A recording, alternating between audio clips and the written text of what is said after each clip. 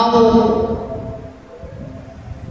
ಸೋಮವಾರ ಮನೆಯಲ್ಲಿ ನಳ ಬಂದಿದೆ ಅಂತೇಳಿ ನೀರು ತುಂಬಿದ್ವಿ ಅಂತ ಇಟ್ಕೋರಿ. ಒಂದು ಟಾಕಿಯಲ್ಲಿ ಬಿರಿಗೆಯಲ್ಲೋ ಫಿಲ್ಟರಲ್ಲೂ ನೀರು ತುಂಬಿದ್ರಿ. ಆ ನೀರನ್ನ 4 ದಿನ ನೀವು ಉಪಯೋಗಿಸಿ ಆ ನೀರು ಖಾಲಿ ಆದ್ಮೇಲೆ ನೀವು ಅದನ್ನು ತಗೊಂಡೋಗ್ಬಿಟ್ಟು ಮತ್ತೆ ಹಾಗೆ ನಳಕ್ಕೆ ನೀವು ಆ ನಲ್ಲಿಗೆ ನೀವು ಆ ಒಂದು ಬಕೆಟ್ ಅದು ಮತ್ತೊಂದು ಮಗದೊಂದು ಬಿನಿಗಿನೋ ನೀವು ಹಚ್ಚೋದಿಲ್ಲ. ನೀವೇನ್ ಮಾಡ್ತೀರಿ? ಅದನ್ನ ತೊಳಿತೀರಿ, ಶುದ್ಧ ಮಾಡ್ತೀರಿ, ಸ್ವಚ್ಛ ಮಾಡ್ತೀರಿ. ಹಾಗಾದ್ರೆ ಯೋಚನೆ ಮಾಡಬೇಕು, ಯಾಕೆ ತೊಳಿತೀರಿ? ಆಲ್ರೆಡಿ ನೀವು ತುಂಬುವಾಗ ತೊಳೆದೇ ತುಂಬಿರ್ತೀರಿ, ಕರೆಕ್ಟ್ ಅಲ್ವಾ? ನೀವು ತುಂಬುವಾಗ ತೊಳೆದೇ ತುಂಬಿರ್ತೀರಿ.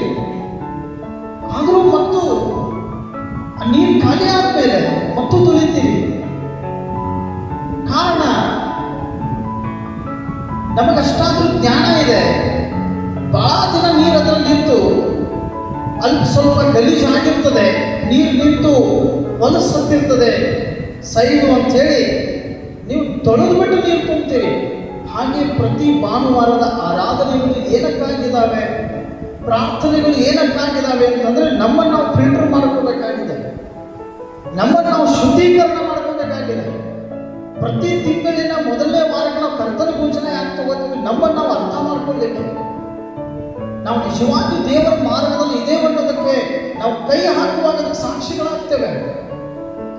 ಪಾಪ ಮಾಡದೇ ಇರೋ ವ್ಯಕ್ತಿ, ಕ್ಷಮೆ ಯಾಚಿಸಿ ಮರಳಿಯ ತಪ್ಪುಗಳನ್ನು ಮಾಡದೇ ಇರೋ ವ್ಯಕ್ತಿ ಮಾತ್ರ ಅದರಲ್ಲಿ ಕೈ ಹಾಕ್ತಾನೆ. ನೋಡಿ, ವಸ್ತುಗಳ ಮೇಲೆ ನಾವು ಇಷ್ಟೊಂದು ಕಾಳಜಿ ತೋರಿಸ್ತೇವೆ, ಅವುಗಳನ್ನು ಸ್ವಚ್ಛಗೊಳಿಸ್ತೇವೆ, ದಿನ ಬಳಕೆಯ ವಸ್ತುಗಳು. ಇನ್ನು ನಿಜವಾದ ಈ ಜೀವನಕ್ಕೆ, ಶರೀರಕ್ಕೆ, ಆತ್ಮಿಕ ಬದುಕಿಗೆ ಸ್ವಚ್ಛತೆ ಅನ್ನೋದು ಬಹಳ ಮುಖ್ಯ. ನಾವು ಪ್ರಾಮಾಣಿಕರು, ನೀತಿವಂತರು, ಪರಿಶುದ್ಧರು ಅಂತೇಳಿ ಅರ್ಥ ಮಾಡ್ತಾರೆ ಹೇಳ್ಕೊಳ್ಳಿಕ್ಕೆ ಇವತ್ತು ನಮ್ಮ ಹೃದಯನೇ ಹೋಗ್ತಾ ಇಲ್ಲ. ಯಾಕೆ? ಕಳೆದ ಭಾನುವಾರ ನಾನು ಚರ್ಚೆಯಲ್ಲಿ ಇರಲಿಲ್ಲ, 4 ಭಾನುವಾರ ನಾನು ಆಲಯದಲ್ಲಿಲ್ಲ. ನಾನು ಪ್ರಾಮಾಣಿಕ ಅಂತ ಹೇಗೆ ಹೇಳ್ಕೊಳ್ಳಕ್ಕೆ ಸಾಧ್ಯ? ಅಥವಾ ದೇವರ ಜೊತೆ ಇದ್ದಾರೆ, ದೇವರ ಮೇಲೆ ಭಯಭಕ್ತಿ ಉಳ್ಳ ಸ್ತ್ರೀ, ಭಯಭಕ್ತಿ ಉಳ್ಳ ಪುರುಷನು, ನನ್ನ ಮೇಲೆ ಯೇಸು ಸ್ವಾಮಿ ಕೃಪೆ ಸಿಕ್ಕಿದೆ, ಆ ದೈವ ಸಂಕಲ್ಪ ನನಗೆ ದೊರಕಿದೆ, ನಾನು ಆ ದೇವರದಲ್ಲಿ ನಡೀತಾ ಇದ್ದೇನೆ. ಪ್ರತಿದಿನ ನನ್ನ ಮನೆಯಲ್ಲಿ ಪ್ರಾರ್ಥನೆಯನ್ನು ದೀಪ ಹಚ್ಚದಿನ ಮಲ್ಕೊಳ್ಳೋದಿಲ್ಲ, ವಾಕ್ಯ ಓದಿದ್ರೆ ದಿನ ಪ್ರಾರಂಭ ಮಾಡಲ್ಲ. ಯಾರಿದ್ದಾರೆ ಇವತ್ತು ನಮ್ಮ ಮಧ್ಯದಲ್ಲಿ ಹೇಳಿ? ಎಲ್ಲವೂ ಸಹ ನಿಂಬುತ್ತಿಯಿಂದ ಮಾಡ್ತಾ ಇದ್ದೀರಿ. ದೇವರು ಕೊಡುವಂತಹ ಹೃದಯದಿಂದ, ಆಲೋಚನೆಗಳಿಂದ, ದೇವರ ವಾಕ್ಯಕ್ಕನುಗುಣವಾಗಿ ಮಾಡ್ತಾ ಇಲ್ಲ.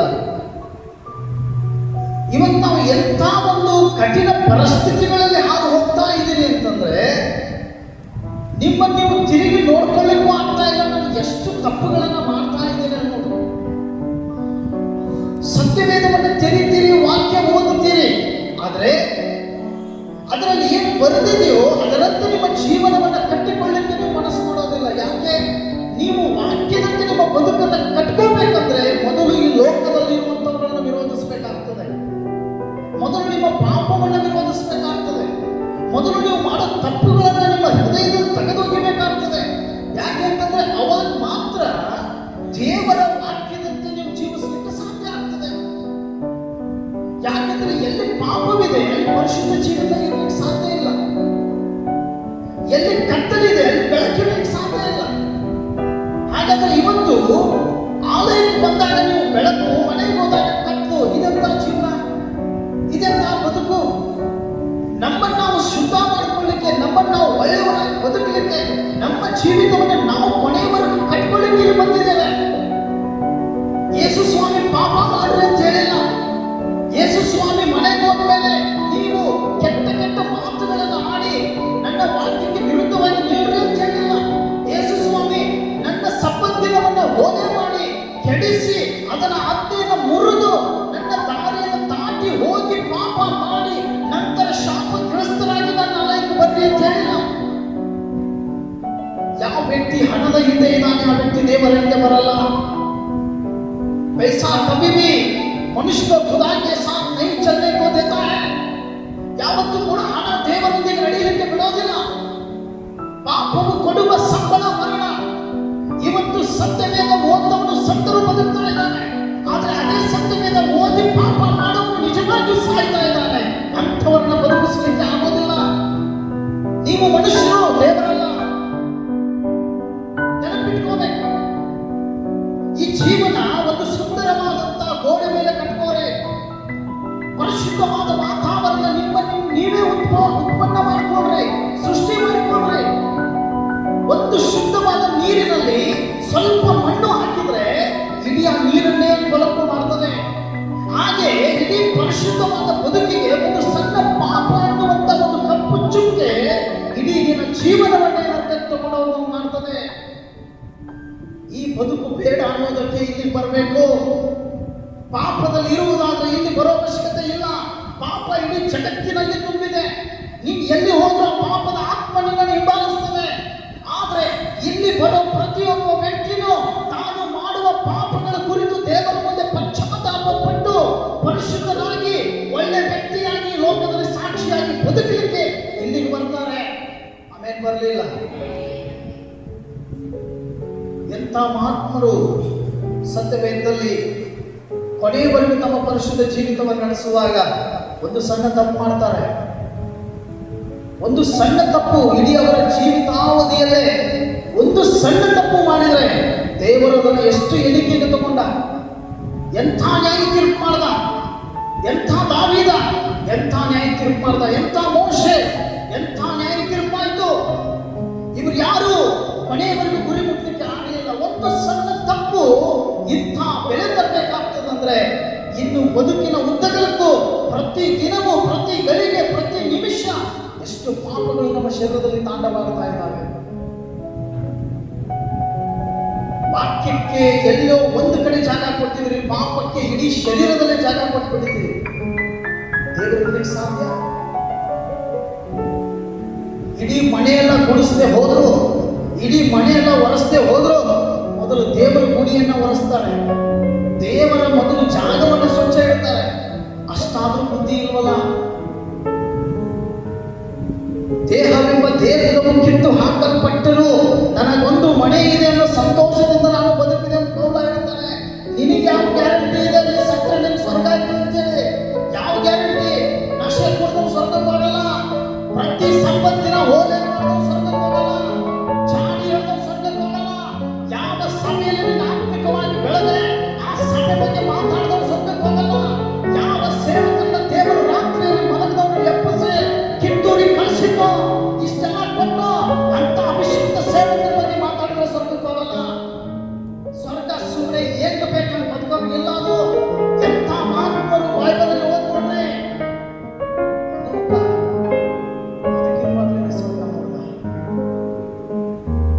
ಎಷ್ಟೋ ಸ್ವರ್ಗ ನರಕಗಳನ್ನು ನೋಡ. ಪ್ರಿಯ ಬಂಧುಗಳೇ, ನಾವು ಬದುಕುವ ಪ್ರತಿಯೊಂದು ಜೀವನ ಅಯ್ಯೋ ಬಹಳ ಕೆಟ್ಟ ಸ್ಥಿತಿಯಲ್ಲಿದೆ. ಬೈಬಲ್ ಓದೋ ಪ್ರತಿಯೊಬ್ಬ ಪಾಪಿ ತನ್ನ ಜೀವನ ಬದಲಾಯಿಸಿಕೊಂಡ, ತನ್ನ ತಪ್ಪುಗಳನ್ನು ಅರಿತುಕೊಂಡ, ಕ್ರಿಸ್ತನ ಮುಂದೆ ಬರುವಾಗ ತನ್ನನ್ನೇ ತಾನು ದೇವರ ಮುಂದೆ ಸಮರ್ಪಿಸಿದ. ಒಳ್ಳೆ ವ್ಯಕ್ತಿಯಾದರು, ಸಮಾಜದಲ್ಲಿ ಒಳ್ಳೆಯವರಾದರು. ಅವ್ರ ಮೂಲಕವಾಗಿ ಇವತ್ತು ಲಕ್ಷಾಂತರ ಜನ ದೇವರನ್ನು ಅರ್ಥಕೊಳ್ಳುವ ಹಾಗೆ ಆಗಿದೆ. ನೀವು ನಂಬಿ 7 ವರ್ಷ ಆಯ್ತು ನೋಡಿ, ನಿಮ್ಮನ್ನು ನೋಡಿ ಎಷ್ಟು ಜನ ಬಂದರು ದೇವರ ಹತ್ರ ಹೇಳಿ? ಎಷ್ಟು ಜನ ಬಂದರು? ಯಾಕೆ ಬರಕ್ ಆಗ್ತಿಲ್ಲ?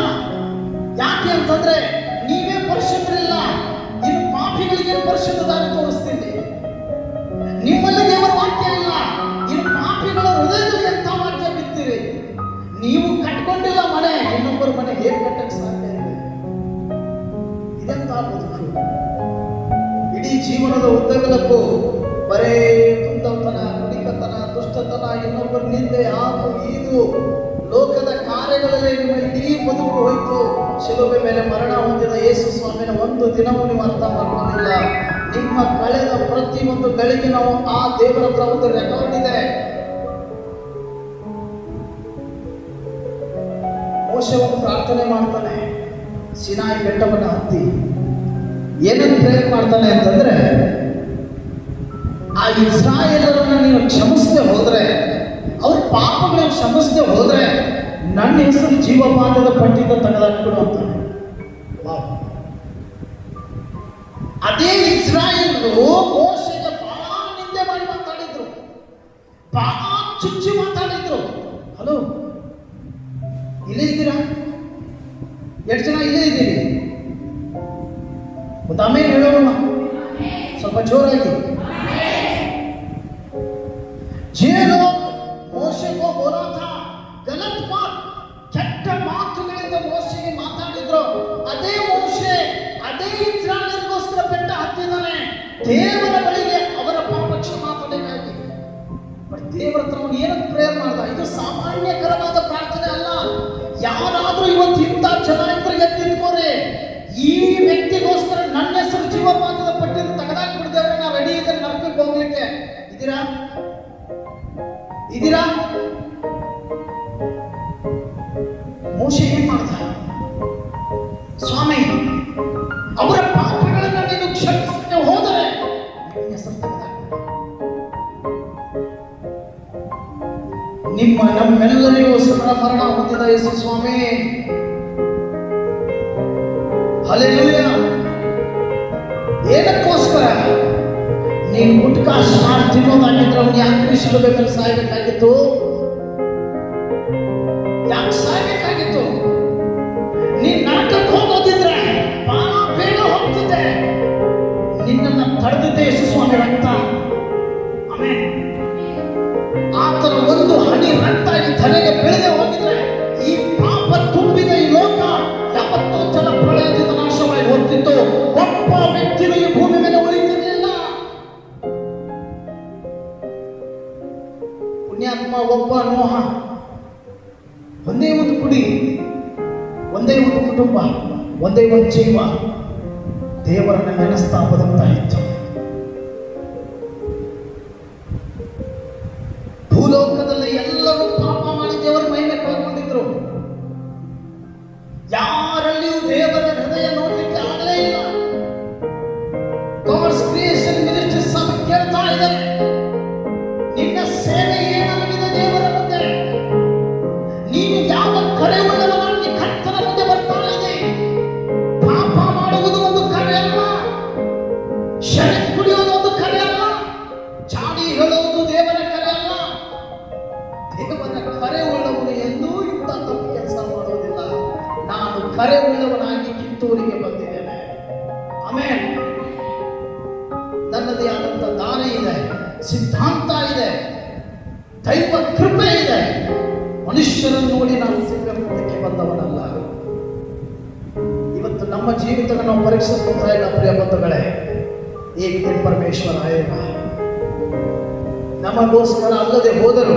ಉದಾಹರಣೆ ಹೇಳ್ತಾ ಇದ್ದಾರೆ, ಪಾಪಿಗಳಿಗೋಸ್ಕರ ಅಲ್ಲದೆ ಹೋದರು, ಆತನಿಗಾಗಿ ದಾರಿ ಕಾಯುವವರಿಗಾದರೂ ದೇವರು ಬರಲಿಕ್ಕಿದ್ದಾನೆ. ಆಮೇಲೆ ಆತನಿಗೋಸ್ಕರ ರಾತ್ರಿ ಹಗಲಿಲ್ಲದೆ ತಮ್ಮ ಶ್ರಮವನ್ನು ಹಾಕಿ ಕರ್ತನ ಸೇವೆ ಮಾಡುವವರಿಗಾಗಿ ದೇವರು ಬರಲಿಕ್ಕಿದ್ದಾನೆ. ಅಯ್ಯ, ನೀನು ಇಲ್ಲಿ ದೇವರ ಮನೆ ಕಟ್ತಾ ಇದೆಯಾ ಅಂದ್ರೆ ದೇವರು ನಿನ್ನ ಮನೆಯಲ್ಲಿ ಕಟ್ತಾ ಇದ್ದಾರೆ. ಸಾಲ ಇಟ್ಕೊಳ್ಳೋಣ, ದೇವರು ಅದನ್ನು ತೀರಿಸ್ತಾನೆ. ನಾನಿವತ್ತು ಇಷ್ಟಾದರೂ ಮಾಡಿದ್ದೇನೆಂದ್ರೆ ನನಗೆ ಖಚಿತ ಇದೆ, ನನಗೆ ಸ್ವರ್ಗ ಇದೆ.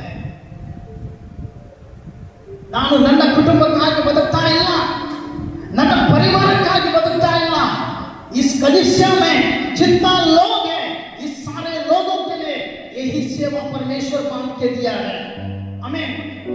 ಈ ಲೋಕದಲ್ಲಿ ಎಷ್ಟೋ ಪಾಪಿಗಳು, ಎಷ್ಟು ಜನ ಇದ್ದಾರೆ, ಅಷ್ಟೆಲ್ಲ ಜನರ ಉದ್ಧಾರಕ್ಕಾಗಿ ದೇವರ ಸೇವೆಯನ್ನು ಕಟ್ಟಿಕೊಟ್ಟಿದ್ದಾರೆ. ಆಮೇಲೆ ಬರ್ತಾ ಇಲ್ಲ.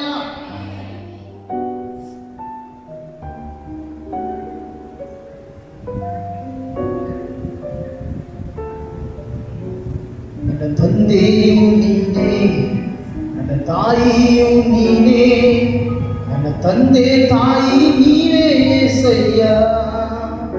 ಎಲ್ಲರೂ ಹೇಳುವ, ನನ್ನ ತಂದೆಯು ನೀನೇ, ನನ್ನ ತಾಯಿಯು ನೀನೇ, ನನ್ನ ತಂದೆ ತಾಯಿ ನೀನೇ ಏಸಯ್ಯ. ಎಲ್ಲರೂ ನನ್ನನ್ನು ಕೈ ಬಿಟ್ಟರು, ನೀನು ನನ್ನ ಮರೆಯಲಿಲ್ಲವೇ. ಎಲ್ಲರೂ ನನ್ನನ್ನು ಕೈ ಬಿಟ್ಟರು ನೀನು ನನ್ನ ಮರೆಯಲ್ಲವೇ. ನನ್ನ ತಂದೆಯು ನೀನೇ, ನನ್ನ ತಾಯಿಯು ನೀನೇ, ನನ್ನ ತಂದೆ ತಾಯಿ ನೀನೇ ಏಸಯ್ಯ. ಜೋರ, ನನ್ನ ತಂದೆಯು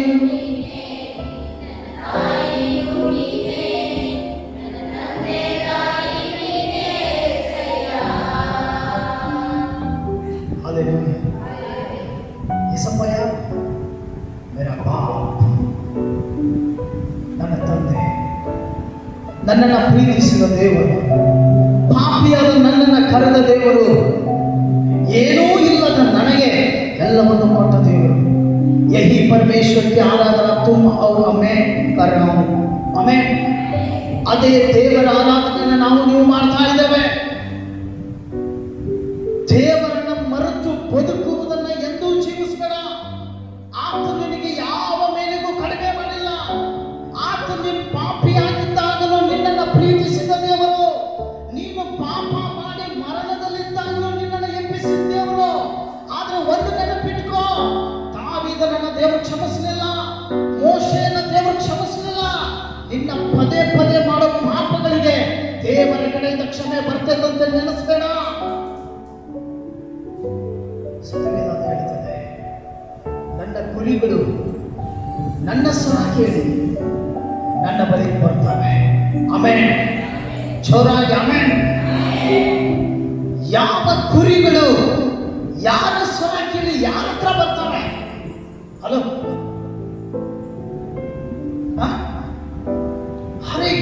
ಪ್ರತಿಯೊಂದು ಕುರಿಗಳು ಹಿಂದಿನ ಮುಂದೆ ಒಬ್ಬ ಕುರುಬ ಇರಲೇಬೇಕಲ್ವಾ? ಹಲೋ, ಎಸ್, ಎಷ್ಟು ಕುರಿಗಳಿದ್ದಾವೆ? ಎರಡೇ ಕುರಿ ಇರಲಿ, ನಾಲ್ಕೇ ಇರಲಿ, ಐದೇ ಇರಲಿ, ಆದ್ರೆ ಆ ಕುರಿಗಳನ್ನ ಮೇಯಿಸಲಿಕ್ಕೆ ಖುದಾ ದೇವರು ಒಬ್ಬ ಕುರುಬನನ್ನ ಇಟ್ಟಿರ್ತಾನೆ. ಮೋಶೆ ಇಸ್ರಾಯೇಲರನ್ನ ಐಗುಪ್ತ ದೇಶದಿಂದ ಬಿಡಿಸುವುದಕ್ಕಿಂತ ಮುಂಚೆ ಮೊದಲು ಅವನ ಕೆಲಸ ಕುರಿ ಕಾಯುವುದು. Hallelujah, hallelujah. ಕುರಿ ಕಾಯುವಾಗ ಕುರಿಗಳನ್ನು ಹಿಡಿದುಕೊಂಡು ಹೋಗಲಿಕ್ಕೆ ಬಹಳ ಶೋಧನೆಗಳು ಬಂದವು. ಮೋಶೆ ಅವುಗಳನ್ನು ಸಕ್ಷಮವಾಗಿ ಎದುರಿಸಿದ. ಹಲ್ಲೆಲೂಯಾ. ದಾವೀದನು ಕುರಿ ಕಾಯ್ತಾ ಇದ್ದ. ಸಿಂಹ ಕುರಿಯನ್ನು ತಿನ್ನಲಿಕ್ಕೆ ಬಂದಾಗ ಸಿಂಹದ ಬಾಯಿಗೆ ಸೀಳುವಷ್ಟು ಶಕ್ತಿಶಾಲಿಯಾಗಿದ್ದ ದಾವೀದ.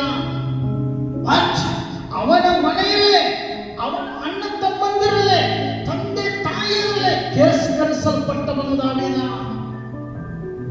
ನಿಮ್ಮ ಪ್ರತಿಯೊಂದು ಜೀವನವನ್ನು ಒಂದು ಸಲ ತಿರುಗಿ ನೋಡ್ರಿ. ಇಂಥ ಎಷ್ಟೋ ತಿರಸ್ಕಾರಗಳು ನಿಮ್ಮ ಜೀವನದಲ್ಲಿ ಆಗಿದ್ದಾವೆ.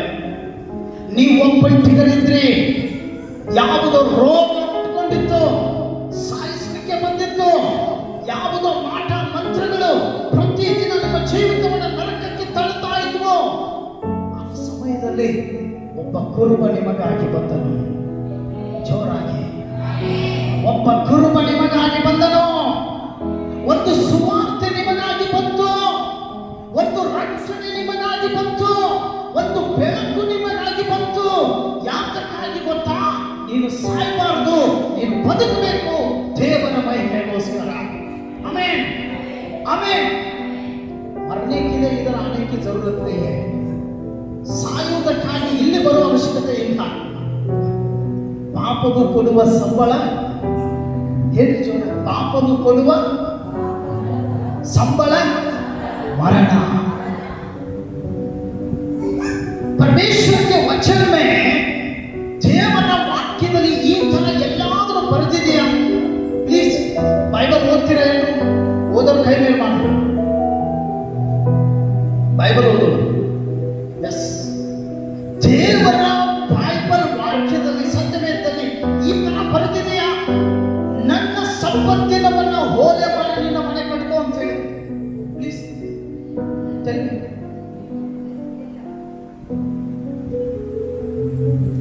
ಯಾರು ಮನೆ ಕಟ್ಕೊಳ್ಳಿಕ್ಕೆ ಹೋಗ್ತಿದ್ದಾರೆ? हर दिन परमेश्वर के वचन बातचीत ಅಂದ್ರೆ ಓದ್ದವರು, ದೀಕ್ಷಾ ಸ್ಥಾನ ತಗೊಂಡವರು, ದೇವರ ಮಾರ್ಗದಲ್ಲಿರೋರು. आज क्या कर रहा है?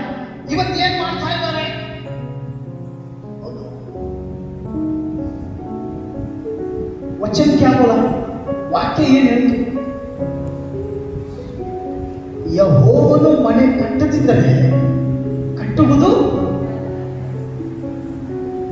ಯೆಹೋವನು ಪಟ್ಟಣ ಕಾಯದಿದ್ದರೆ ಕಾಯುವುದು ವ್ಯರ್ಥ.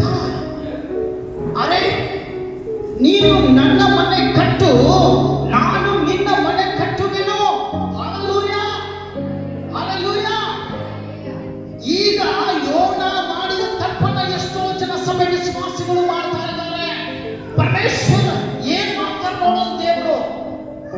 ನನಗಾಗಲ್ಲ, ಪಾಸ್ಟರ್ ಯಾರು ಪಾಸ್ಟರ್ ಮಾಡ್ಕೊಳ್ಳೋಕ್ಕಾಗಲ್ಲ. ಬಹಳ ಜನ ಪಾಸ್ಟರ್ಸ್ಗಳಿದ್ದಾರೆ ನನ್ನ ಹತ್ರ. ಅರೆ, ನೀನು ಉದ್ಧಾರ ಎಲ್ಲಾಯ್ತು? ನೀನು ಉದ್ಧಾರ ಎಲ್ಲಾಯ್ತಪ್ಪ? ಲಕ್ಷ ಲಕ್ಷ ಜನ ಬಂದು ನಮ್ಮ ಚರ್ಚೆ ಉದ್ಧಾರ ಆಗಿಲ್ಲ. ನಿನ್ನ ದೇವರ ಕಳಿಸಿದ್ರು ಇಲ್ಲಿ ಹೋಗಿ ಉದ್ಧಾರ ಆಗುವಂತೇಳಿ. ಆಮೇಲೆ ಹಲ್ಲೆಲೂಯಾ. ಇಲ್ಲಿಂದ ಎಷ್ಟೋ ಜನ ಇನ್ನೆಲ್ಲೋ ಹೋಗ್ತಾರೆ, ಕಾರಣ ಅವರಿಗೆ ದೇವರು ಅಲ್ಲಿ ಮಾರ್ಗ ತೋರಿಸಿದ್ದಾರೆ. ನಿನ್ನ ಆತ್ಮಿಕ ಜೀವನ ಎಲ್ಲಿ ಉದ್ಧಾರವಾಯಿತೋ ಅದು ನಿನಗಾಗಿ ಭೂಮಿಯ ಮೇಲೆ ದೇವರು ಕೊಟ್ಟಂತ ಮನೆ. Amen, amen. ಆ ಮನೆ ನೀನು ಎಷ್ಟು ದಿನ ಇರ್ತೀಯೋ ನಿನ್ನ ಸಂತತಿ ಆಶೀರ್ವಾದ ಮಾಡ್ತಾನೆ ದೇವರು. ಆಮೆನ್. ನೀನು ಬೆಳೀತಿ, ನೀನು ಆಶೀರ್ವಾದ ಆಗ್ತಿ. ಆ ಮನೆಯಲ್ಲಿ ಇದ್ಕೊಂಡು ನೀನು ಎಲ್ಲೇ ಬೀಜ ಬಿತ್ತು, ಯಾಕೋಬನ ಹಾಗೆ ದೇವರು ನಿನ್ನ ಬೀಜವನ್ನು ಆಶೀರ್ವಾದ ಮಾಡ್ತಾರೆ. ಆಮೆನ್. ಇವತ್ತೇನಾಗ್ತಾ ಇದೆ? ಯೋನ ಏನ್ ಮಾಡ್ದ? ನಿನವೆ ಪಟ್ಟಣಕ್ಕೆ ಹೋಗೋದ್ರೆ ನನಗೆ ತಿಳಿದ ದಾರಿಗೆ ಹೋಗ್ತೇನೆ. ಆರೆ ಐಸೆ ನೋ ನಮರ ವಿಷಯ ಆಗಿದೆ. ಇಂಥ ಜನ ಈಗಲೂ ನಮ್ಮ ಮಧ್ಯದಲ್ಲಿದ್ದಾರೆ. ಪಾಸ್ಟರ್ ಹೇಳಿದ ಮಾತು ಕೇಳಕ್ಕಾಗಲ್ಲ ನನ್ನ ಕೈಲಿ. ನನಗಿಷ್ಟ ಬಂದಂಗೆ ಜೀವಿಸ್ತಾನೆ, ನನಗಿಷ್ಟ ಬಂದಂಗೆ ಚರ್ಚಿಗೆ ಬರ್ತಾನೆ, ನನಗೂ ಪವಿತ್ರ ಆತ್ಮ ಇದ್ದಾನೆ, ನನಗೂ ದೇವರು ಮಾತಾಡ್ತಾರೆ. ಹೇಗೆ ದೋ ಆತ್ಮ ಕಾಮ್ ಕರ್ತಾ ಹೈ.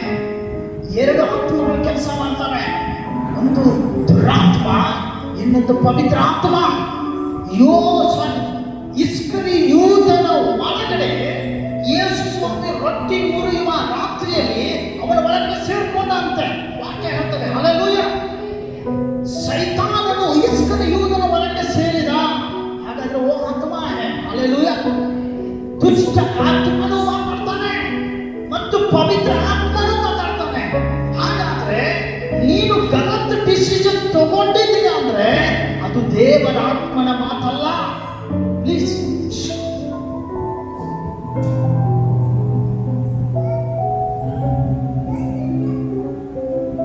ಇಲ್ಲಿ ಬರೋದಾದ್ರೆ ಬದಲಾವಣೆ ಬರ್ಲಿಕ್ಕಾಗಿಲ್ಲ. ನೀವು ಹಾಗೆ ಇರೋದಾದ್ರೆ ಬರಬೇಡ್ರಿ ಪ್ಲೀಸ್. ಈ ಕುರ್ಚಿ ಯಾರಿಗಾದ್ರೂ ತೆಗೆದುಕೊಳ್ಳಿ. ಬಹಳ ಜನ ಇದ್ದಾರೆ, ಪ್ರತಿದಿನ ಸಾಯ್ತಾರೆ, ಪ್ರತಿದಿನ ಹುಡ್ತಾರೆ. ಮನುಷ್ಯನಿಗೆ ದೇವರು ಭೂಮಿ ಮೇಲೆ ಕಳಿಸುವಾಗ ಎರಡು ಆಯ್ಕೆಗಳನ್ನು ಕೊಟ್ಟು ಕಳಿಸುತ್ತಾನೆ. ಒಂದು, ಅಬ್ರಹಾಮನ ಹಾಗೆ ಕಡೆಯವರೆಗೂ ನಂಬಿಕಸ್ಥನಾಗಿ ಬದುಕುವುದಾದರೆ ನನಗಲ್ಲೊಂದು ಮನೆ. ಇಲ್ಲ, ಕಡೆಯವರೆಗೂ ನೀನು ಪಾಪದಲ್ಲೇ ಜೀವಿಸುವುದಾದರೆ ಅಂಥವರಿಗೆ ಶಾಶ್ವತವಾದ ನರಕ. ಎರಡು ಆಯ್ಕೆಗಳು ಪ್ರತಿದಿನ ಇರ್ತವೆ. ಅಂದರೆ ಮನುಷ್ಯ ಯಾವುದನ್ನು ಆರಿಸ್ಕೊಳ್ಳದೆ ಹೋದ್ರೆ ಅರ್ಥ ಮಾಡ್ಕೋಬೇಕು ನಾವು. ವಚನ ಹೇಳ್ತದ, ವಾಕ್ಯ ಹೇಳ್ತದ. ಎರಡು ದಾರಿಗಳಿದ್ದಾವಂತೆ.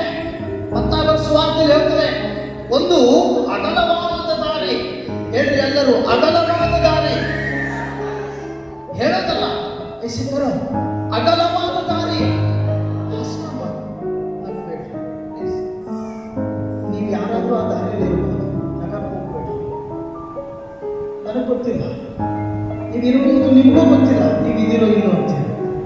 ಅದ್ರ ವಾಕ್ಯ ಕೇಳಿ. ಯಾವ ವ್ಯಕ್ತಿ ಗಲತ್ ಮಾತಾಡ್ತಾನೆ, ತಪ್ಪು ಮಾತಾಡ್ತಾನೆ, ಯಾವ ವ್ಯಕ್ತಿ ತಂದೆ ತಾಯಿಗಳ ಸನ್ಮಾನಿಸುವುದಿಲ್ಲ, ಬೈಬಲಲ್ಲಿ ಬರೆದಿರುವ ಕೆಲವೊಂದು ಆಜ್ಞೆಗಳ ವಿರುದ್ಧವಾಗಿ ಅವನು ಯಾವುದಾದ್ರೂ ಒಂದು ಪಾಪ ಮಾಡಿದವನಾಗಿದ್ರೆ ಇಕ್ಕಟ್ಟಾದ ದಾರಿ ಬಿಟ್ಟವನು ಅಗಲವಾದ ದಾರಿಗೆ ಬಂದ ಅಂತ ಅರ್ಥ. Hallelujah, hallelujah. ಇಕ್ಕಟ್ಟಾದ ದಾರಿಯಲ್ಲಿರೋರಿಗೆ ನಾನಾ ರೀತಿಯಾದಂತಹ ಒಂದು ಇದಿದೆ. ಏನಿದೆ ಅವನಿಗೆ? ಸ್ಟ್ರಿಕ್ಕು. ಅಳಗಡಕ್ಕಾಗಲ್ಲ, ಎಲ್ಲಿಯೂ ತಪ್ಪು ಮಾಡಕ್ ದಾರಿನೇ ಇಲ್ಲ, ಪಾಪ ಮಾಡ್ಲಿಕ್ಕೆ ದಾರಿ ಇಲ್ಲ. ಅವನ ಮೇಲೆ ಶಿಲುಬೆಯ ಭಾರ ಇದೆ. ಒಂದೊಂದು ಹೆಜ್ಜೆಯನ್ನು ಕಲ್ಲು ಮುಳ್ಳುಗಳಿದ್ದಾವೆ. ವಾಕ್ಯ ಅದೇ ಬರೀತು, ಇಕ್ಕಟ್ಟಾದ ದಾರಿಯಿಂದ ಹೆಣಗಾಡಿ ಪಾರಾಗಿ ಬರ್ರಿ, ಅವಾಗ ನಿಮಗೆ ಸ್ವರ್ಗ ಸಿಗ್ತದೆ. ಆಮೇಲೆ ಯೇಸು ಸ್ವಾಮಿ ಭೂಮಿ ಮೇಲೆ ಬದುಕಿರುವ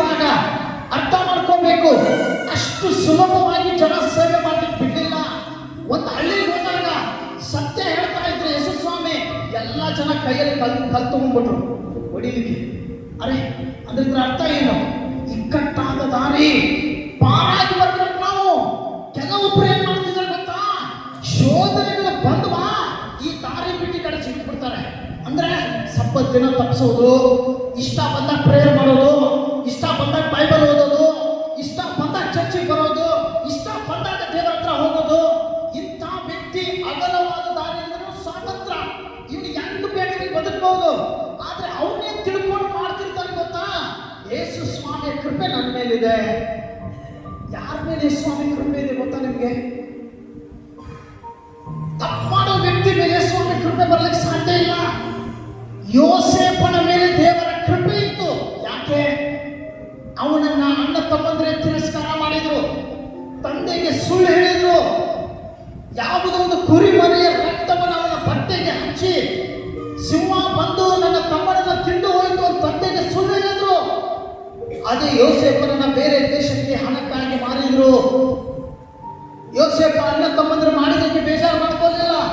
ತನ್ನ ಜೀವನದಲ್ಲಿ ಬರೋ ಪ್ರತಿಯೊಂದು ಕಷ್ಟಗಳನ್ನ ಯೋಸೇಫ ಆನಂದದಿಂದ ಸ್ವೀಕಾರ ಮಾಡಿದ. ಯಾಕೆ? ದೇವರ ಉದ್ದೇಶನೇ ಯೋಸೇಫನ ಜೀವನದಲ್ಲಿ ಬೇರೆ ಇತ್ತು. ಯಾವುದೇ ಒಬ್ಬ ಮನುಷ್ಯ ಗುರಿ ಮುಟ್ಟಬೇಕಂದ್ರೆ ಮೊದಲು ಅವನ ಮುಂದೆ ಕಲ್ಲು ಮುಳ್ಳುಗಳು ಪ್ರಾರಂಭದಲ್ಲೇ ಇರ್ತಾವೆ. ನೋಡ್ರಿ, ನಾವು ದಾರಿಯಲ್ಲಿ ಹೋಗುವಾಗ ನಮಗೆ ಹೂ ಚೆಲ್ತಾರೆ ಅಂತಂದ್ರೆ ಆ ಹೂ ಚೆಲ್ಲುವಷ್ಟರ ಮಟ್ಟಿಗೆ ನಾವು ಬೆಳೆದು ನಿಲ್ಲಬೇಕಂದ್ರೆ ಮೊದಲು ಈ ಮುಳ್ಳಿನ ಮೇಲೆ ನಡಿಬೇಕು. ಹಲ್ಲೆಲೂಯಾ. ಸುಮ್ಮನೆ ಮಾಲೆ ಕೊರಳಲ್ಲಿ ಬರೋದಿಲ್ಲ, ಸುಮ್ಮನೆ ಯಾರು ವೇದಿಕೆ ಕೊಡೋದಿಲ್ಲ, ಸುಮ್ಮನೆ ಯಾರು ಶಾಂತ ಹೊದಿಸಿ ಸನ್ಮಾನ ಮಾಡಲ್ಲ. ನೀನು ಆ ಸನ್ಮಾನಕ್ಕೆ ಬಾಧ್ಯನಾದಾಗಲೇ ಆ ಸನ್ಮಾನ ನಿನಗಾಗಿ ಸಿಗ್ತದೆ. ಆ ಸನ್ಮಾನ ಸಿಗಬೇಕಂದ್ರೆ ಮೊದಲು ಈ ಕಲ್ಲು ಮುಳ್ಳಿನ ದಾರಿಯಲ್ಲಿ ಹಾದು ಬಾ. ಈ ಕಷ್ಟಗಳನ್ನು ಎದುರಿಸಲಿಕ್ಕೆ ಸಶಕ್ತನಾಗಿ ನಿಲ್ಲು. ಸತ್ಯವೇದವನ್ನು ರಾತ್ರಿ ಹಗಲು ಧ್ಯಾನ ಮಾಡೋದು ಎಷ್ಟೋ ಧನ್ಯನು, ಅವನು ಆಶೀರ್ವದಿಸಲ್ಪಡ್ತಾನೆ. ಜೋರಾಗಿ ನಾವು ಪಾಪಿಗಳು, ಆದರೂ ಕರ್ತನ ಜಜ್ಜಲ್ಪಟ್ಟ ರಕ್ತದಲ್ಲಿ ಜಜ್ಜಲ್ಪಟ್ಟ ದೇಹದಲ್ಲಿ ಆತನ ಸುರಿಸಲ್ಪಟ್ಟ ರಕ್ತದಲ್ಲಿ ಕೈ ಹಾಕ್ತೇವಲ್ಲ, ಈ ಕೈಯಾದರೂ ಒಂದ್ಸಲ ದೇವರ ಮುಂದೆ ಪಾಪ ಮಾಡಿರೋರು ಕಾಣ್ತಾ ಇಲ್ವಾ? ಯಾವ ಬುದ್ಧಿಯಿಂದ ಅದನ್ನು ಕೈ ಹಾಕ್ತೀರಿ? ಮನುಷ್ಯ ಬುದ್ಧಿಯಿಂದ ಅದು ಕೈ ಹಾಕ್ಲಿಕ್ಕೆ ಹೋಗ್ಬೇಡ್ರಿ. ಯಾಕೆ ಅಂತಂದ್ರೆ ಅದು ದೊಡ್ಡ ಒಂದು ಶಾಪಕ್ಕೋ ಅಥವಾ ನ್ಯಾಯ ತೀರ್ಪಕ್ಕೋ ಗುರಿಯಾಗ್ತದೆ. ನಿಮ್ಮನ್ನು ನೀವು ಅರ್ಥ ಮಾಡಿಕೊಂಡ್ರೆ ಮಾತ್ರ ಅದರಲ್ಲಿ ಕೈ ಹಾಕ್ರಿ. ನಿಮ್ಮ ಪಾಪಗಳು ನೀವು ಸ್ವಯಂ ಪ್ರೇರಿತವಾಗಿ ದೇವರ ಮುಂದೆ ಒಪ್ಪಿಕೊಂಡ್ರೆ ಮಾತ್ರ ಅದರಲ್ಲಿ ಕೈ ಹಾಕ್ರಿ. ನೀವು ಎಷ್ಟು ಪ್ರಾರ್ಥನೆ ಇದೀರಿ, ಎಷ್ಟು ವಾಕ್ಯದಲ್ಲಿ ಇದೀರಿ ಅನ್ನೋದನ್ನ ಅರ್ಥ ಮಾಡಿಕೊಂಡ್ರಿ. ಎಷ್ಟು ಸಲ ಟಿವಿ ಮುಂದೆ ಕೂತ್ಕೊಂಡೆ, ಎಷ್ಟು ಸಲ ಹರಟೆ ಹೊಡೆದೆ, ಎಷ್ಟು ಸಲ ಪಾಪದ ಮಾತುಗಳನ್ನು ಆಡಿದೆ, ಎಷ್ಟು ಸಲ ಪಾಪವನ್ನ ಮನಸ್ಸಿನಲ್ಲಿ ಕೇಂದ್ರೀಕೃತ ಮಾಡಿಕೊಂಡೆ.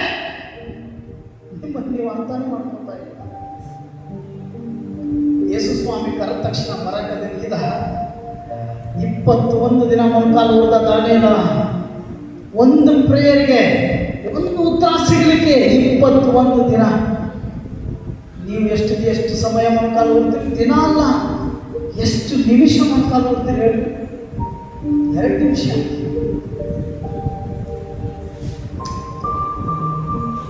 ಯೇಸು ಸ್ವಾಮಿ ಇದ್ರೆ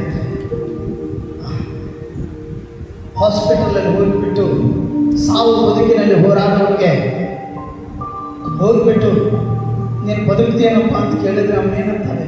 ಅಯ್ಯೋ, ನಾನು ಬದುಕಿದ್ರೆ ನನ್ನ ಜೀವ ಇರೋವರೆಗೂ ಈ ದೇವರು ಬಿಡೋದಿಲ್ಲಪ್ಪ.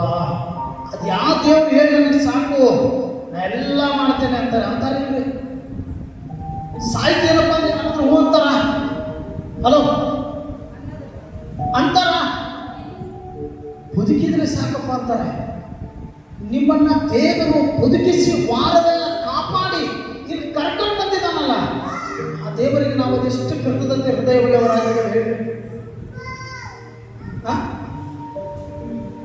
ಇವತ್ತು ಸಬ್ಬತ್ ದಿನ ರಾಂಗ್ ಡಿಸಿಷನ್ ಅಲ್ಲಿ ನೀವು ಬದುಕ್ತಾ ಇದ್ದೀರಿ, ತಪ್ಪಾದ ಒಂದು ತೀರ್ಮಾನದಲ್ಲಿ ನೀವು ಬದುಕ್ತಾ ಇದ್ದೀರಿ. ಸೈತಾನ ಹಣ ಕೊಡೋದು, ನೀವು ಬಿಲ್ಡಿಂಗ್ ಮೇಲೆ ಬಿಲ್ಡಿಂಗ್ ಕಟ್ಟು ಸಭೆಯಲ್ಲಿ ಒಳ್ಳೆ ಸಾಕ್ಷಿ ಕೊಟ್ಟಂತ ನಮ್ಮಲ್ಲ. ನಿಮಗೆ ಹಣ ಕೊಡದೆ ಚರ್ಚ್ ಬಿಟ್ಟು ಹೋಗಲಿ ಅಂತೇಳಿ ನೀವು ಬಿಸಿ ಆಗಲಿ. ನಾವು ಚರ್ಚ್ ಬಿಟ್ಬಿಟ್ವಿ, ಆದ್ರೂ ನಮ್ಮ ಹತ್ರ ದುಡ್ಡು ಬರ್ತಾ ಇದೆ, ಐಶ್ವರ್ಯ ಬರ್ತಾ ಇದೆ, ಒಳ್ಳೆ ಕೆಲಸ ಸಿಗ್ತಾ ಇದೆ, ತಗೋ, ಎಲ್ಲ ತಗೋ. ಒಬ್ಬ ರಕ್ತ ಕುಸುಮ ರೋಗಿ ಬೈಬಲಲ್ಲಿದ್ದಾಳೆ. ಪಕ್ಕದಲ್ಲಿರೋರಿಗೆ 12 ವರ್ಷ. ಒಂದು ರೋಗ 12 ವರ್ಷ ಇದ್ರೆ ಮನುಷ್ಯನ ಸ್ಥಿತಿ ಏನಾಗ್ಬೋದು? ಪ್ಲೀಸ್ ಯೋಚನೆ ಮಾಡಿ. ಒಂದು ರೋಗ 12 ವರ್ಷ ಇದ್ರೆ ಆಸ್ತಿ ಪಾಸ್ತಿ ಎಲ್ಲ ಮಾರ್ಕೊಂಡು ಎಲ್ಲ ಹೋಗಿಬಿಟ್ಟು ಕೊನೆಗೆ ಏನ್ ಮಾಡ್ತಾನೆ? ಸಾಯೋದೇ ದಾಖಲೆ ಯೋಚನೆ ಮಾಡಿರ್ತಾನೆ. ಅವ್ರ ಸ್ಥಿತಿ ಏನಾಗ್ಬೋದು? ಹೀಗೆ ರಕ್ತ ಕುಸುಮ ರೋಗಿ ಬಹಳ ಹಣ ಗಳಿಸ್ಕೊಂಡಿತ್ತು, ಜೀವನದಲ್ಲಿ ದುಡ್ಡಿತ್ತು, ಎಲ್ಲ ವೈದ್ಯರುಗಳನ್ನ ಮಾಡಿದ್ರು. ಅವಳ ದೇಹದ ರಕ್ತ ಹರಿಯುವುದು ಒಬ್ಬನು ಸಹ ಒಂದು ಔಷಧಿಯಿಂದ ನಿಲ್ಲಿಸಲಿಕ್ಕೆ ಆಗಲಿಲ್ಲ. ಕೊನೆಗೆ ಹಣ ಖಾಲಿಯಾದದ್ದನ್ನು ನೋಡಿ ಅವಳನ್ನ ಮನೆಯಲ್ಲಿ ಮಲಗಿಸಿ ಹೋಗ್ಬಿಟ್ರು. ಬಿಟ್ಟು ಅವಳು ತನ್ನ ಇಡೀ ಜೀವಮಾನದ ಕಾಲವನ್ನೆಲ್ಲ ಸಾವು ಬದುಕಿನಲ್ಲೇ ಕಳೀತಾ ಇದ್ದಾಳೆ. ಯಾರೋ ಒಬ್ಬ ವ್ಯಕ್ತಿ, ಪ್ಲೀಸ್ ಕೇಳಿ, ಯಾರೋ ಒಬ್ಬ ವ್ಯಕ್ತಿ ಅವಳ ಹತ್ರ ಬರ್ತಾನೆ. ಏನಂತ ಗೊತ್ತಾ? ಒಬ್ಬ ಪ್ರವಾದಿ ಎದ್ದಿದ್ದಾನೆ, ಒಬ್ಬ ಮಹಾನ್ ದೇವರು ಮಾನವನ ರೂಪದಲ್ಲಿ ಬಂದಿದ್ದಾನೆ, ಕುರುಡರಿಗೆ ಕಣ್ಣು ಕೊಡ್ತಾ ಇದ್ದಾನೆ, ಕುಷ್ಠರೋಗಿಗಳಿಗೆ ಬಿಡುಗಡೆ ಕೊಡ್ತಾ ಇದ್ದಾನೆ, ಸತ್ತವರನ್ನು ಎಬ್ಬಿಸ್ತಾ ಇದ್ದಾನೆ. ಅಂತ ದೇವರ ಹತ್ರ ಹೋಗಿ ನೀನೇನಾದ್ರೂ ಸಂಧಿಸಿದ್ರೆ ನಿನ್ನ ರೋಗ ಬಿಡುಗಡೆ ಆದೀತು ಅಂತೇಳಿ ಸುವಾರ್ತೆ ಹೇಳ್ತಾನೆ. ಆಮೇನ್, ಜೋರಾಗಿ ಆಮೇನ್. ಅವಳೇನು ಅಂದ್ಕೊಂಡು ಗೊತ್ತಾ? ಎಲ್ಲರೂ ಹಣ ಕೇಳಿದ್ರು, ದುಡ್ಡು ಕೇಳಿದ್ರು, ಇವನೇನಪ್ಪ ಹೃದಯ ಕೇಳ್ತಾ ಇದ್ದಾನಲ್ಲ. ಹಾಲೆಲೂಯಾ, ಇದೆಂತ ದೇವರಪ್ಪ, ಇವ್ ಹೃದಯ ಕೇಳಕತ್ತಾನಲ್ಲ, ಸಾಕು ನನಗೆ. ನಾ ಯೇಸು ಸ್ವಾಮಿಯ ಬಟ್ಟೆ ಮುಟ್ಟಿದ್ರೆ ಸಾಕು, 12 ವರ್ಷ ಕಾಡುತ್ತಾ ಇರುವ ಈ ರೋಗ ನನ್ನನ್ನು ಬಿಟ್ಟು ಹೋಗುವುದು ಅಂತೇಳಿ ನಂಬಿಕೆ ಇಟ್ಟಳು. ಆಮೇನ್. ವಿಶ್ವಾಸ ಇಡುವುದರಿಂದಲೇ ಅದ್ಭುತಗಳಾಗ್ತವೆ. ಯೂಟ್ಯೂಬ್ ಅಲ್ಲಿ ಸತ್ತವರು ಎದ್ರು ಮುಟ್ರು ನಡೆದಾಡಿದ್ರು, ಈ ವಿಶ್ವಾಸ ಅಲ್ರಿ. ಅದ್ಭುತ ನೋಡಿ, ಸ್ವಾಮಿ ಹತ್ರ ಬಹಳ ಜನ ಬಂದ್ರು. ಉಳಿದವ್ರು 2 ಜನ ವಾಕ್ಯ ಕೇಳಿ ತಿಳ್ಕೊಂಡು ಅದರಂತೆ ನಡೀತಾನಲ್ಲ, ಅದು ಬಹಳ ದೊಡ್ಡ ಅದ್ಭುತ ನೋಡ್ರಿ. ಅವನು ಅದ್ಭುತ ಉದ್ಧಾರ ಆಗ್ತೈತಿ. ಆಮೇನ್, ಹಲ್ಲೆಲೂಯಾ. ಅದ್ಭುತ ನೋಡಿಬಿಟ್ಟು ನಾವು ದೇವರ ಮೇಲೆ ನಂಬಿಕೆ ಇಡಬಾರ್ದು. ಚಮತ್ಕಾರ ದೇವರು ಮಾಡ್ತಾರೆ. ಏನಕ್ಕಾಗಿ? ಆ ಚಮತ್ಕಾರ ಒಂದಿನ ಮೇಲೆ ತಿರುಗಿ ಹೋಗ್ಲಿ ಅಂತ 10 ಜನ ಕುಷ್ಠರೋಗಿಗಳು ಬಂದ್ರೆ ಸ್ವಾಮಿ ಹತ್ರ. 2 ಜನ ಬೋಲೋ, 2 ಜನ 10 ಜನರಿಗೆ ಬಿಡುಗಡೆ ಕೊಟ್ಟರು. ಅದು ಒಂದಿನ ಬಿಟ್ಟುಕೊಡ್ರಿ. ಬಿಡುಗಡೆ ಕೊಡುವುದಕ್ಕಿಂತ ಮುಂಚೆ ಸ್ವಾಮಿ ಗೊತ್ತಿತ್ತು ಇದರಲ್ಲಿ 2 ಜನ ನಂಬಿಗಸ್ತರು ಅಂತೇಳಿ. 2 ಜನ ಹೋಗೋರು, 2 ಜನ ನನ್ನ ಹತ್ರ ಬರೋರು ಅನ್ನೋದು. ಆದರೂ ಯೇಸು ಸ್ವಾಮಿ ಎಲ್ಲರಿಗೂ ಗುಣಪಡಿಸಿದ್ರು. ಆಮೇಲೆ ಯಾನಕ್ಕಾಗಿ? ಅವರನ್ನೇ ಪರೀಕ್ಷೆ ಮಾಡಬೇಕಾಗಿತ್ತು. ಹಾಗೆ ಈ ಗಾಡ್ಸ್ ಕ್ರಿಶ್ಚಿಯನ್ ಮಿನಿಸ್ಟ್ರಿ ಸಭೆಯಲ್ಲಿ ಆರಂಭದಿಂದಲೂ ಇಲ್ಲಿವರೆಗೂ ದೇವರು ಅನೇಕ ಚಮತ್ಕಾರಗಳನ್ನು ಜೀವನದಲ್ಲಿ ಮಾಡಿದ್ದಾರೆ. ನಿಮ್ಮ ಜೀವನದಲ್ಲಿ ಅದ್ಭುತನೇ ಆಗಿಲ್ಲ ಅಂದ್ರೆ ನೀವು ಯಾರು ಇಲ್ಲಿ ಬರ್ತಿರ್ಲಿಲ್ಲ. ಹಲೋ, ಏನಾದರೂ ದೇವರು ನಿಮ್ಮ ಜೀವನದಲ್ಲಿ ಮಾಡಿದ್ದಾರೆ. ಆದ್ರೆ ದೇವರು ಮಾಡಿದ್ದನ್ನು ಪರೀಕ್ಷೆ ಮಾಡಿತಾ ಇದ್ದಾರೆ. ಎಷ್ಟು ಜನ ಇವತ್ತು ಪ್ರಾಮಾಣಿಕರು, ಎಷ್ಟು ಜನ ಸಭೆಯ ಅಭಿವೃದ್ಧಿಗಾಗಿ ಶ್ರಮಿಸ್ತಾರೆ, ಎಷ್ಟು ಜನ ದೇವರ ರಾಜ್ಯಕ್ಕಾಗಿ ನೀತಿಗಾಗಿ ತವಕ ಪಡ್ತಾ ಇದ್ದಾರೆ, ಎಷ್ಟು ಜನ ತಮ್ಮ ಸಾಕ್ಷಿಯನ್ನ ಇನ್ನುವರೆಗೂ ಜೀವಂತವಾಗಿ ಇಟ್ಟುಕೊಂಡಿದ್ದಾರೆ. ಇವತ್ತು ಯಾರಾದ್ರೂ ಬಂದು ಹೇಳಿಕ್ಕೆ ಸಾಧ್ಯ ಇದೆ? ಅಯ್ಯ ನಿನ್ನ ಸಾಕ್ಷಿ ಏನಾದ್ರು ಹೇಳಯ್ಯ ಅಂತಂದ್ರೆ ಅವನು ಸ್ವಲ್ಪ ಯೋಚನೆ ಮಾಡ್ತಾನೆ ಹೇಳಲಿಕ್ಕೆ. ಏನು ಹೇಳಿಗ? ಒಂದು ಕಡೆ ಕುಡಿತೇನೆ, ತುಚ್ಛಟ ಮಾಡ್ತೇನೆ, ಇನ್ನೊಂದು ಕಡೆ ಕರ್ತನ ಜಜ್ಜಲ್ಪಟ್ಟ ರಕ್ತನೂ ಆ ರೊಟ್ಟಿಯನ್ನು ತಿಂತೇನೆ, ಒಂದು ಕಡೆ ಸಂಡೆ ಪ್ರೇಯರ್ ತಪ್ಪಿಸ್ತಾನೆ, ಇನ್ನೊಂದು ಕಡೆ ಪಾಸ್ಟ್ಗೆ ಇದೆ ಏನು, ಇನ್ನೊಂದು ಕಡೆ ವಾಕ್ಯ ಓದ್ತೇನೆ, ಬಿಟ್ಟರೆ ಬಿಟ್ಟು ಬಿಡ್ತಾನೆ, ಇನ್ನೊಂದು ಕಡೆ ಪ್ರೇಯರೇ ಇಲ್ಲ ಜೀವನದಲ್ಲಿ. ಇದೆಲ್ಲ ನಮ್ಮ ಒಳಗಡೆ ಇದೆ. ನಾನು ಏನು ಹೇಳಿ ಈಗ ಇವ್ರಿಗೆ? ಅವಾಗ ನಿನ್ನ ಬಾಯಿಗೆ ಬರಲ್ಲ. ಸಾಕ್ಷಿ, ನಿನ್ ಸಾಕ್ಷಿ ಕೇಳೋಣ ಗೊತ್ತಾ? ಅವನೊಬ್ಬ ವಿಶ್ವಾಸನೆ. ಹಲ್ಲೆಲೂಯಾ. ಅಯ್ಯ, ನೀನಿಂತ ಮಹಾನ್ ಸೇವೆಯಲ್ಲಿ ಒಬ್ಬ ಅಭಿಷಿಕ್ತ ಸೇವನ ಅಧೀನದಲ್ಲಿ ನೀನಿದೆಯಾ? ಇಂಥ ಗಾಡ್ಸ್ ಕ್ರಿಶ್ಚಿಯನ್ ಮಿನಿಸ್ಟ್ರಿ ಸಭೆ ಈ ಕಿತ್ತೂರು ತಾಲೂಕಿನಲ್ಲಿ ದೇವರು ಕೊಟ್ಟಿದ್ದಾರೆ. ಅಂತ ಸಭೆಯಲ್ಲಿ ನೀನಿದೆಯಾ? ಯಾವುದೋ ಮೂಲೆಯಲ್ಲಿ ಕುತ್ಕೊಂಡು ನಮ್ಮ ಪಾಸ್ಟರ್ನ ನೋಡ್ತಿರ್ತೇವೆ, ನೀವು ಲೈವ್ ಅಲ್ಲಿ ನೋಡ್ತಿರ್ತೀರಿ. ನಿನ್ನ ಸಾಕ್ಷಿ ಜೀವನ ಹೆಂಗಿದೆ ಹೇಳುವಂತಾಗ ಭಯ ಬರ್ತಾ ಇಲ್ಲ. ಯಾಕೆ? ಯಾಕೆಂದ್ರೆ ನಾನು ಚರ್ಚಿಗೆ ಬಂದಾಗ ಮಾತ್ರ ಯೇಸು ಸ್ವಾಮಿ ಮಗ, ಮನೆಗೆ ಹೋಗಿ ಕಾಲಿನಷ್ಟು ಒಳಗಡೆ ನಾ ಸೈತಾನ ಮಗ. ಮನೆಗೆ ಹೋಗಿ ಕಾಲಿನಷ್ಟು ಬಾಲಂಡಿ ನೆನಪು ಬರ್ತದೆ, ಕಿಶೆಯಲ್ಲಿರೋ ಗುಟ್ಕ ನೆನಪು ಬರ್ತದೆ, ಸ್ಟಾರ್ ನೆನಪು ಬರ್ತದೆ.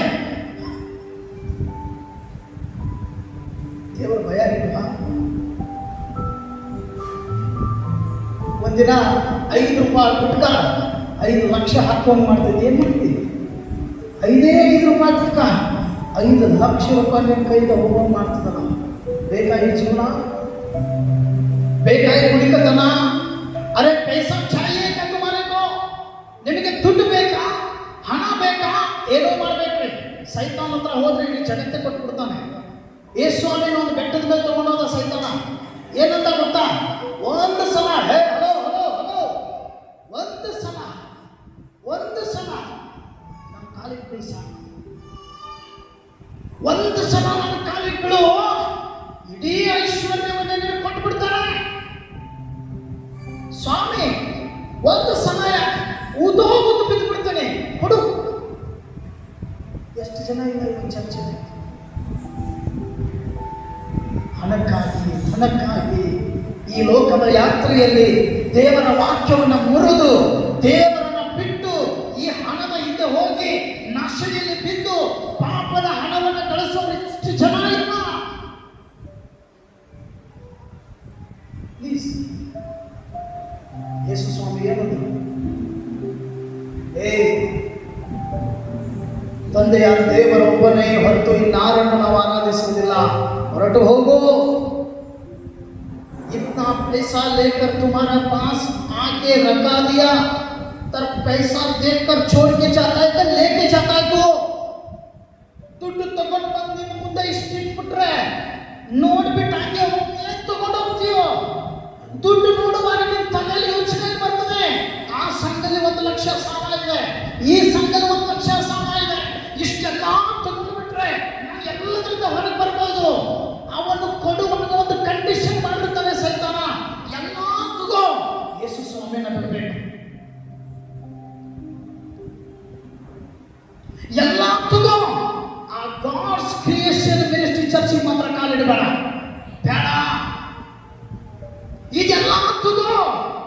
ಆ ಚರ್ಚ್ ಬಿಟ್ಟು ಬೇರೆ ಯಾವ ಚರ್ಚಿಗೆ ಅದು ನಾನು ಹೇಳ್ತಾನೆ.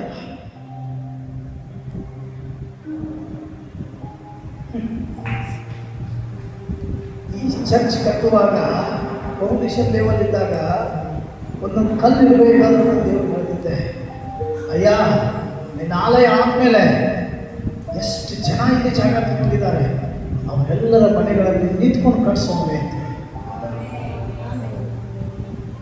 ಈಗ ಬಯಸಿರಲಿಲ್ಲ, ಸಬ್ಬತ್ ದಿನವನ್ನು ಹೋಲೆ ಮಾಡಿ ತಮ್ಮ ಮನೆಗಳನ್ನು ಕಟ್ಟಬೇಕು ಅಂದರೆ ಇಂಥ ವಿಶ್ವಾಸಿಗಳು ನೋವಾಗ್ತದೆ.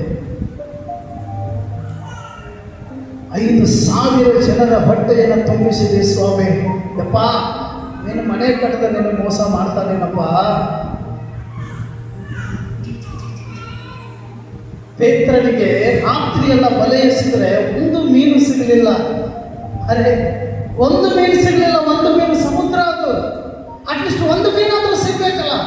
1 ಮೀನು ಸಿಗಲಿಲ್ಲ. ಜೀವನದಲ್ಲಿ ಬರೋ ಪರೀಕ್ಷೆಗಳು ನಾವು ಅವುಗಳನ್ನು ಸಕ್ಷಮ್ಯವಾಗಿ ಎದುರಿಸಲಿಲ್ಲ ಅಂದ್ರೆ ದೇವರು ನಮ್ಗೆ ಸಹಾಯ ಮಾಡಲ್ಲ. ನೋ, ಬರಕ್ಕೆ ಸಾಧ್ಯ ಇಲ್ಲ. ವಾಕ್ಯ ಕೇಳೋದು ಒಂದ್ಸಲ ಆಮೇಲೆ ಹೇಳ್ತೀರ ಜೋರಾಗಿ ಹಲ್ಲೆಲೂಯಾ. ಪೇತ್ರ ಏನ್ ಮಾಡಿದಾರೆ ರಾತ್ರಿ ಎಲ್ಲ ಹೇಳ್ರಿ.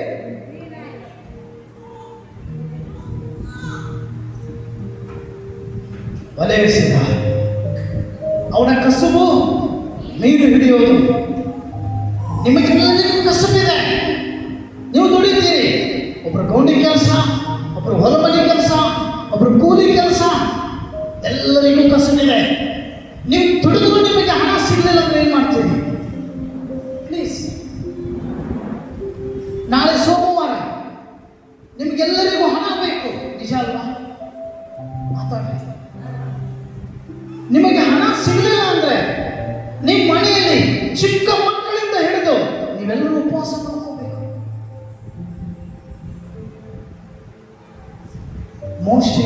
ಪೇತ್ರನಿಗೆ ಅಂತ ದಿನ ಬಂತದ್ರಿ. ಪೇತ್ರ ಮೀನು ಸಿಗದೆ ಇದ್ದಾಗ ಅದೇ ಯೋಚನೆ ಮಾಡ್ದ, ಇವತ್ತು ನಾನು ನನ್ನ ಕುಟುಂಬ ಎಲ್ಲರೂ ಉಪವಾಸ ಮಾಡ್ಕೋಬೇಕು. ನಿರಾಸೆಯಿಂದಲೇ ದುಃಖದಿಂದಲೇ ತನ್ನ ಡೋಣಿಯನ್ನು ದಡಕ್ಕೆ ಎಳಿತಾನೆ. ಹಲೋ, ದಡಕ್ಕೆ ಎಳೆದ್ರೆ ಅಷ್ಟೊತ್ತಿಗೆ ಯೇಸು ಸ್ವಾಮಿ ಅಲ್ಲೇ ಬಂದ್ರು. ಆಮೇಲೆ ಬರಲಿಲ್ಲ, ಜೋರಾಗಿ ಪೇತ್ರ ಕರೆದಿದ್ದ ಯೇಸು ಸ್ವಾಮಿಯನ್ನ. ಏನಾದ್ರೂ ಪ್ರೇಯರ್ ಮಾಡಿದ್ನ, ಗುರುವೇ ಬಾ ನನ್ನ ಸಹಾಯಕ ಅಂತ ಅಂದಿದ್ನ? ನೀನ್ ಕರೆದಿದ್ದೇನಪ್ಪ ಈ ಸ್ವಾಮಿಯನ್ನ? ನಿನ್ನ ಹತ್ರ ಬಂದು ದೇವರು ಯಾಕೆ?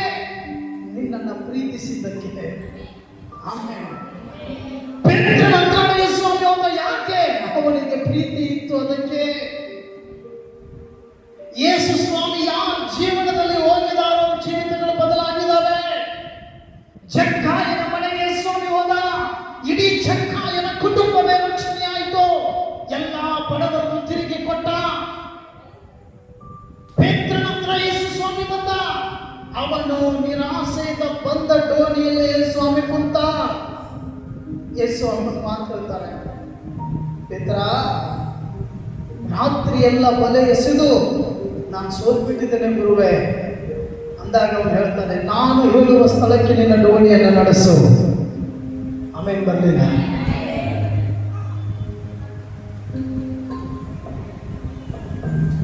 ಪೇತ್ರ ಏನ್ ಮಾಡ್ದ?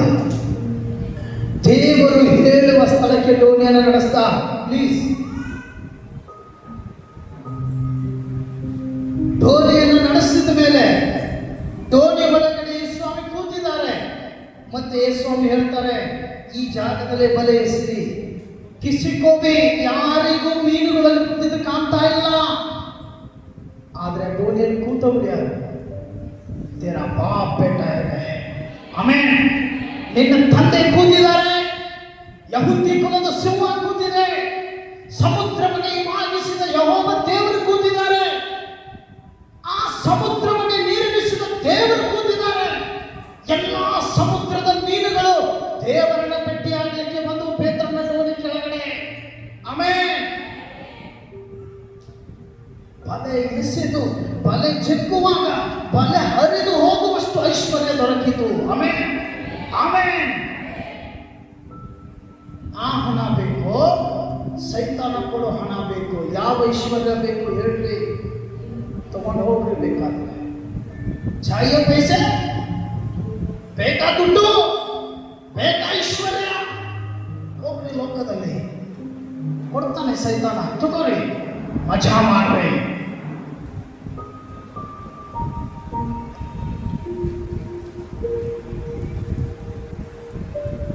85 ವಯಸ್ಸಿನ ಒಬ್ಬ ಮುದುಕಿ ಗಲಿಲಾಯದ ಸಭೆಯಲ್ಲಿ ಎಷ್ಟೋ ವರ್ಷಗಳಿಂದ ಅವಳ ಈ ಬದುಕನ್ನ, ಈ ಸೊಂಟ ಮೇಲೆ ಆಗದೆ ಹೀಗೆ ಅವಳು ಜೀವಿಸುತ್ತಾ ಆಲಯಕ್ಕೆ ಪ್ರತಿದಿನ ಬರ್ತಿದ್ದಂತೆ.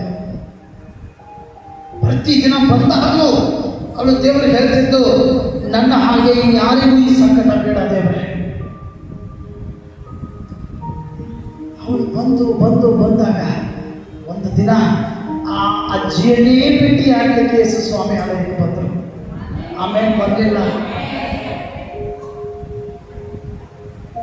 ಯೇಸು ಸ್ವಾಮಿ ಗಲಿಲಾಯದ ಸಭೆಯಲ್ಲಿ ಗ್ರಂಥವನ್ನು ಓದಿದ ಮೇಲೆ ಆ ಅಜ್ಜಿ ಮುಂದೆ ಬರ್ತಾಳೆ. ಯೇಸು ಸ್ವಾಮಿ ಅಂತಾಳೆ, ನಿನ್ನ ಪಾಪಗಳು ಕ್ಷಮಿಸಲ್ಪಟ್ಟವು, ನೀನು ಗುಣ ಹೊಂದಿದೆ. ಅಜ್ಜಿ ಅಂದ್ಬಿಟ್ಲು. ಆಮೇಲೆ ಹಲ್ಲೆಲೂಯಾ. ಅಲ್ಲಿ ಸೇರಿದ ಎಲ್ಲ ಜನರಿಗೆ ಆಶ್ಚರ್ಯವಾಗ್ತದೆ. ಯಾರ ಪಾಪಗಳು ಕ್ಷಮಿಸ್ತವೆ ಅವ್ರ ಜೀವಿತದಲ್ಲಿ ಅದ್ಭುತ ನಡೀತದೆ. ನಿನ್ನೆ ಒಂದು ಕುಟುಂಬದಲ್ಲಿ ಹೋದಾಗ ಮಿಸಸ್ ಅವ್ರು ಕರೆದ್ರು, ನಾಳೆ ಸಂತೆ ಪ್ರೇಯರ್ ತಪ್ಪಿಸ್ಬೇಕು. ಅವ್ರು ಹೇಳಿದ್ರು, ಇನ್ನೂ 2 ವಾರ ಆಗಲ್ಲ ಮಾಸ್ಟರ್. ನಾನು ಸ್ವಲ್ಪ ನಂಬಿಕೆ ಬಂದ್ಬಿಟ್ಟೆ. 15 ಲಕ್ಷ ಪೂರೈಸಿದ್ರು ದೇವರ ಸೇವೆಗೆ. ಆಮೇಲೆ ಬರಲಿಲ್ಲ. 15 ಲಕ್ಷ, 1 ರೂಪಾಯಿ ಕೂಡ ನನ್ನ ಮನೆಗೆ ತಗೊಂಡು ಹೋಗಲಿಲ್ಲ. ಪೈಸಾ, ಧನ, ಐಶ್ವರ್ಯ, ಹಣ, ವೈಭವ ಇದೆಲ್ಲ ಸಿಗ್ತದೆ,